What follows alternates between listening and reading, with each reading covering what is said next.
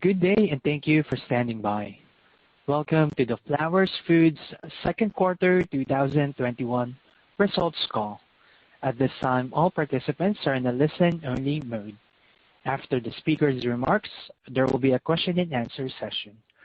To ask a question during the session, you will need to press star one on your telephone. Please be advised that today's conference is being recorded. If you require any further assistance, please press star zero. I would now like to hand the conference over to your speaker today, Mr. J.P. Rieck, Senior Vice President of Finance and Investor Relations. Sir, please go ahead. Thank you, operator, and good morning. I hope everyone had the opportunity to review our earnings release, listen to our prepared remarks, and view the slide presentation that were all posted yesterday evening on our investor relations website. After today's Q&A session, we will also post an audio replay of this call. Please note that in this Q&A session, we may make forward-looking statements about the company's performance. Although we believe these statements to be reasonable, they are subject to risks and uncertainties that could cause actual results to differ materially. In addition to what you hear in these remarks, important factors relating to Flowers Foods business are fully detailed in our SEC filings. We also provide non-GAAP financial measures for which disclosures and reconciliations are provided in the earnings release and at the end of the slide presentation on our website. Joining me today are Ryals McMullian, President and CEO, and Steve Kinsey, our CFO. Operator, we're ready to start the Q&A, please. Thank you, sir. Again, as a reminder, if you would like to ask a question, simply press star, then the number one on your telephone keypad. We have our first question from the line of Bill Chappell from Truist Securities. Your line is now open. Thanks. Good morning. Hey, Bill. Hey, just, one of the things we've heard from several or multiple food companies over the past month and a half is that there's been a meaningful, for whatever reason, trade up from private label to branded. Thought is stimulus checks or other issues, though no one can quite figure it out. And clearly that had some impact or continues to have some positive impact on your business. So I guess the question is, do you see this as a sustainable shift, or do you think that people will move back towards private label, which could put margin pressure as we move into back half of this year or to next year? Yeah, it's a good question, Bill. In our category with private label being historically so overdeveloped, we were actually seeing these private label declines even prior to the pandemic, and I think we've mentioned that on a couple of prior calls. We've actually done a fair bit of research, consumer insights research, into why that trend is continuing and almost accelerating, really. And it really comes down to, in our category, there's a distinct lack of differentiation in private label. It's basic white and wheat bread and buns, whereas in the category, and Flowers has participated in this, obviously, you have a lot of differentiation with the new perfectly crafted brioche rolls with things like Dave's Killer Bread and Canyon, and that's driven a bit of a premiumization process up to branded from private label. As to whether it's sustainable or not, I actually think it is, and that's why we're making all the investments we're making behind our brands, the marketing support, et cetera. If you get into a recessionary situation, you could see some move back to value. But even in the last recession that we saw in sort of 08, 09, we didn't see that much of a move back to private label even then. But I guess, did you see a step change in this current quarter, or is it just more of a continuation of the trend? It's really more a continuation of the trend. Private label just continues to fall, and branded retail continues to hold up very, very well. Great. And then just on the cost front, same thing. Heard a lot of your peers talk about, especially more on freight and incremental costs. You seem to able to raise EPS guidance for the full year. It seems like it's less of an impact.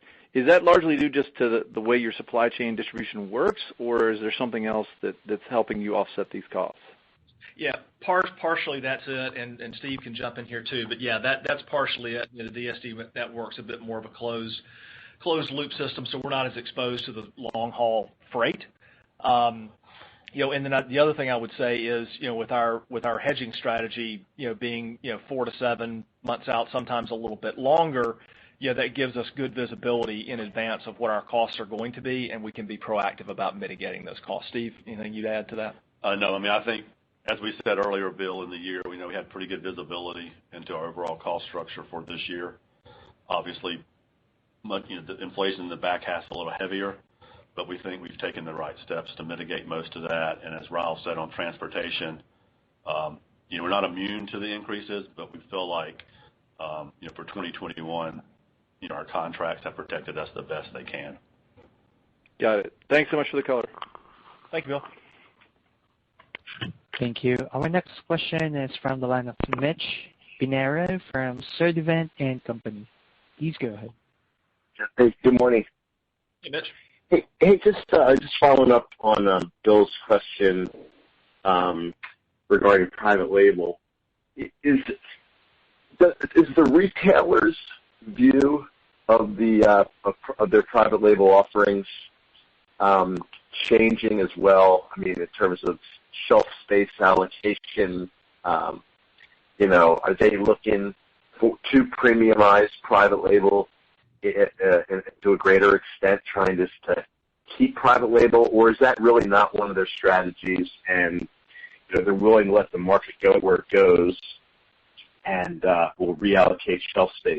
Can you give us some color on that? Yeah, I mean, we've had some isolated discussions about that, but nothing broadly in the market. We're not hearing much, about wanting to premiumize private label or anything like that to this point. Probably the one exception for us, the one area of private label that continues to do well is Canyon's private label gluten-free. That's probably the one call out in private label that's actually showing some growth in our portfolio. But also, as part of your discussions, are they looking to reduce shelf space of private label? I mean, clearly, the dollar value and their gross margin, contribution of the brands versus private label would suggest, I would think, more allocation to the branded shelf space. But is that happening at all, or? Again, I would say that it has happened to some extent, but we haven't seen, any broad, sort of market-wide moves to take shelf space down. But there have been some isolated customers where that's been reduced. And you also have, the labor situation, that's kind of happening to everybody that somewhat limits, the ability to provide all the SKUs. So, I mean, throughout this pandemic and this whole labor situation, we've had to, in some cases limit some of our SKUs, and so that's had some effect on the shelf space allocation. But as far as the overall private label allocation, there's been no meaningful change, really. Are there any pricing changes with private labels? Is it a volume decline, or is there pricing going up? Or can you talk about that a little bit? Yeah, I mean, we have taken some pricing over the last several years in private label, yes. In terms of, part of the whole strategy, or some of the benefit Flowers gets is from, gaining share in lower penetrated, newer markets, newer for Flowers, that is. And anything you could call out geographically, strengths or weaknesses among your territories? Yeah, I mean, we've been calling out the Northeast for the last several quarters as a focus market for us. We continue to make investments up there, and the good news is we're seeing share gains there. We had a good quarter in the Northeast. We continue to gain share on the West Coast. Another really strong market for us. Obviously we're super strong in the South. I mean, Mitch, as you know, the big hole or opportunity for us is that whole upper Midwest quadrant. Okay. And then just a couple more. In terms of what's happening with snack cake and tasty cake in particular? Are you making progress on your profitability? goals? Yeah. Thanks for asking. Really good progress at Navy Yard. Again, I'll say we're still not where we want to be, but the trajectory is really good. The team's done a great job up there. Our automation investments are paying off. Scrap rates are coming down. Labor in the cake markets, in the cake plants rather, continues to be a bit of a challenge. It's just the nature of the cake bakeries with more people in there. But overall, we've been able to manage through it really well. We've also done some things on the commercial side, Mitch, from a price promotion standpoint, to make us more competitive there. So, all signs pointing in the right direction. In fact, relative to our internal goals, we're actually ahead of plan there. Okay. And then I guess final question is, when you look longer term and you're looking at, your margin profile, I think you mentioned either in this quarter, well, mix is certainly, a powerful help for you. You have productivity and you have your whole network optimization to support further margin improvement. But, it just seems that the branded versus the non-branded mix is still going to be the most important part of the change.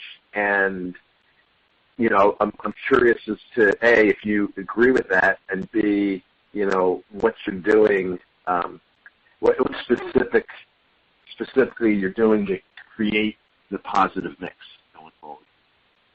No, absolutely. I agree with you. The whole notion of shifting more of our mix to branded retail is the most powerful tool we have to improve our overall margin profile. But all the other things you mentioned, whether it's network optimization, whether it's our marketing investments, whether it's our digital transformation, are all intended to support that mix shift to branded retail.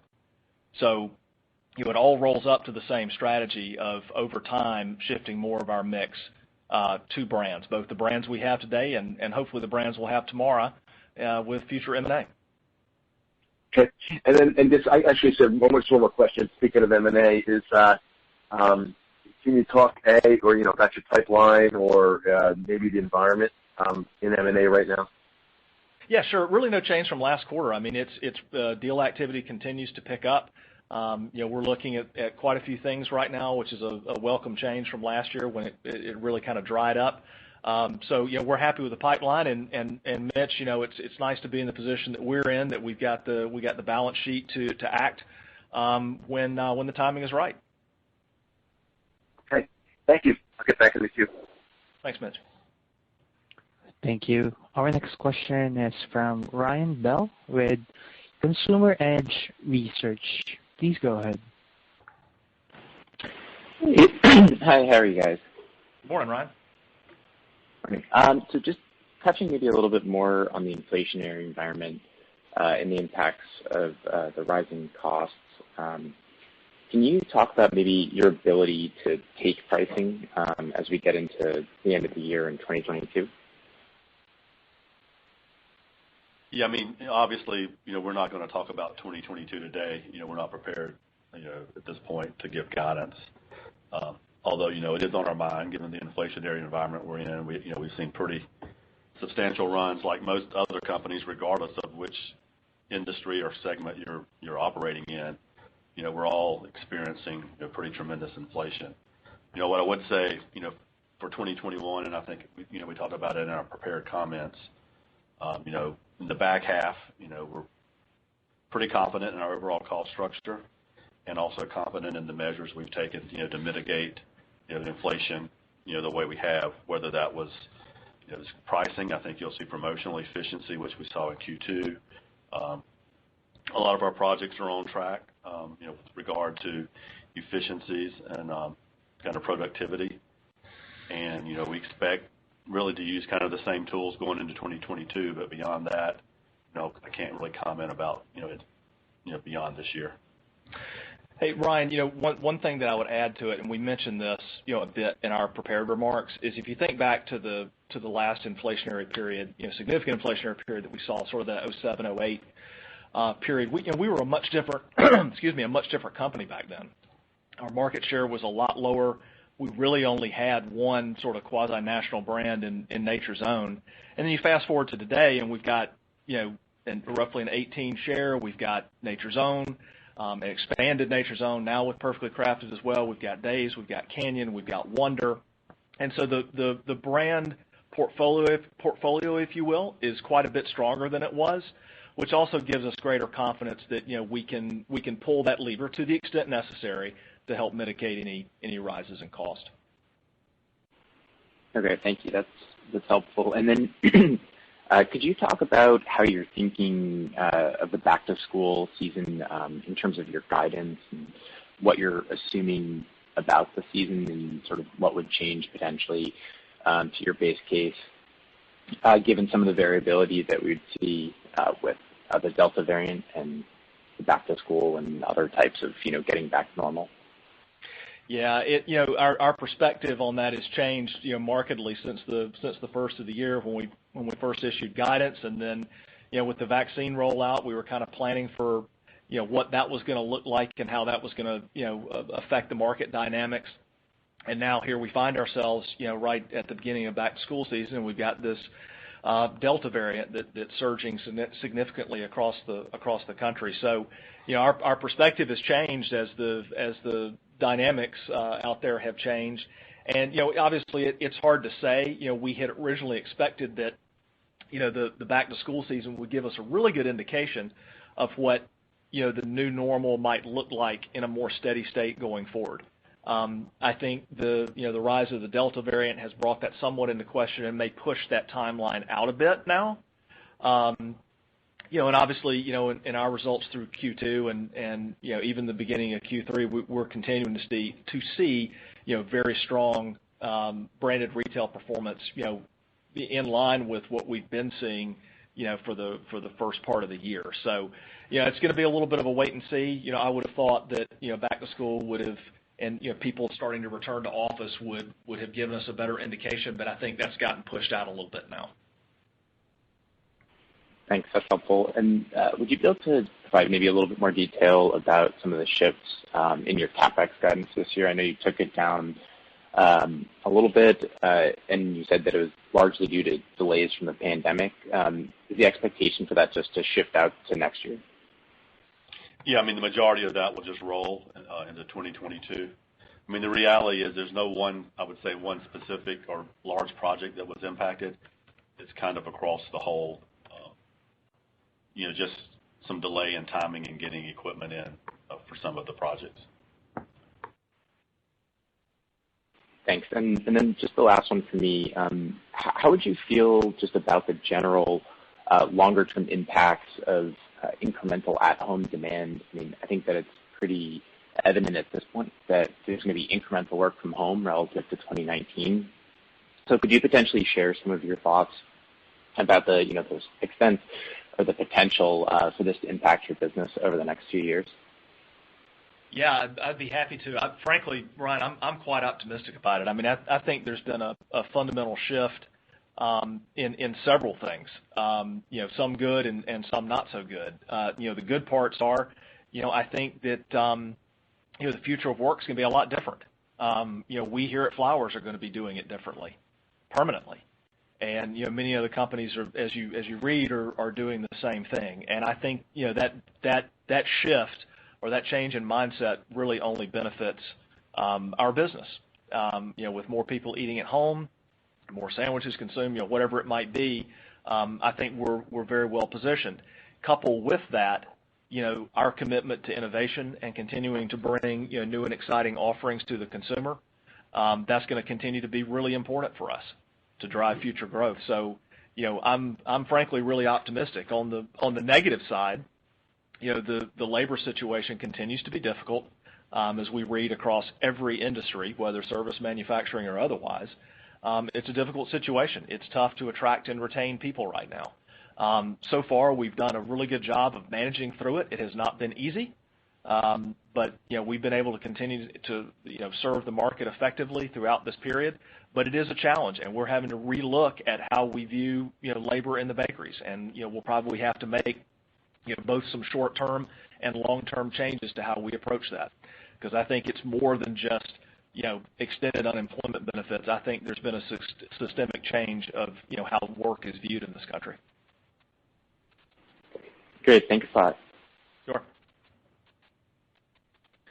Thank you. Our next question is from the line of Bienvenu with Stephens. Your line is now open. Hey, thanks. Good morning. Hey, Ben. Ryals, I want to follow up on that, on the compensation side of things. You talked about reviewing compensation. I'm wondering where you are today in that process. What's considered in your guidance with respect to compensation and benefits for the balance of the year in fiscal 21? And then, you talked about a combination of short and long term. Sounds like you're being holistic with how you approach this and more surgical. Can you talk about your mindset and kind of what you're seeing today relative to normal and how you feel about your ability to kind of ameliorate those dynamics? Sure. I mean, for 21, I wouldn't worry about it too much, from a wage standpoint, because for one thing, I think it's more than just wages that are the issue. Now, certainly we'll look at that. We do periodically look at that anyway to make sure that, in each of our markets that our bakeries are competitive. But, again, the whole dynamics change. What you used to look at as your peer set in manufacturing has changed. We used to look at other food companies or warehouses. Well, now you're competing against Amazon. You're competing against Tesla. And, with all the government payments coming in, you're competing with the government too.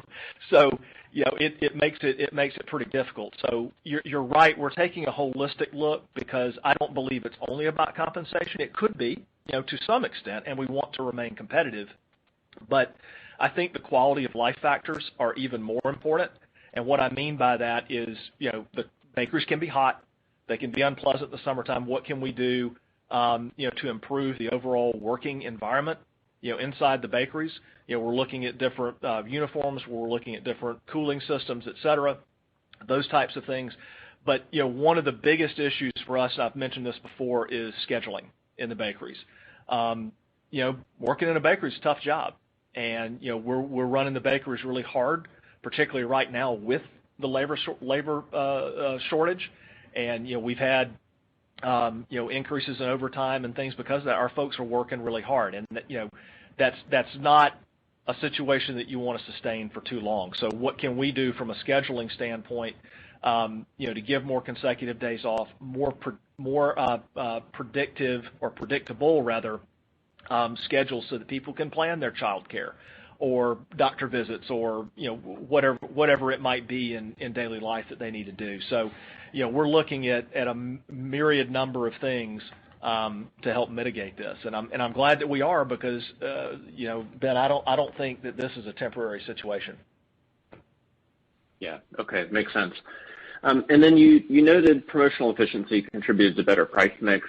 Can you talk about what's happening there? Is it that this kind of return to normal or new normal dynamic around consumer behavior is sustaining volumes better than you thought? Is it initiatives that you have in place? Maybe just help us understand what's going on there and kind of the glide path associated with that. How repeatable is that dynamic? Yeah, sure. I'll start and Steve can chip in if he has something else. But the overall promotional environment has been pretty steady for a while now, and it's really in our category I would call it at least 5-year lows, and that's been pretty steady. And with the demand for branded retail products, I don't see that changing anytime soon. We also internally do a much better job with our TPM system than we did historically at managing our promotions, and only pursuing those that have a high return associated with them. And so both the kind of the macro environment is supporting this, but also our internal efforts at being more efficient with our promotions is helping. Steve, anything you'd add? No, I mean I think Ryals' point about systems really can't be emphasized enough. I mean, the last couple of years we've worked really hard on implementing some new technology, and it gives us great visibility. And like we talked about in Q1, promotional activity has pulled back quite a bit, so it's really about net getting price. A lot of our inflation comes in the back half, so that's where when more true pricing would show up, I would say. So we've been really pleased kind of with the promotional environment and the levels we've seen, and that's been a big part of the margin. equation. First and Ben, the only thing I would add to it is, we did implement a price increase right at the beginning of Q3, and while it's early days, we've been really pleased with how volume has held up with that price increase. So that's encouraging, certainly. Yeah, for sure. Okay, very good. Thanks so much, and best of luck. Thank you, Ben. Thank you. There are no further questions at this time. Mr. Ryals McMullian, please continue. Okay. Well, thank you very much, everybody, for your interest in the company, and we'll look forward to speaking with you again next quarter. Take care, everybody. This concludes today's conference call. Thank you for participating. You may now disconnect.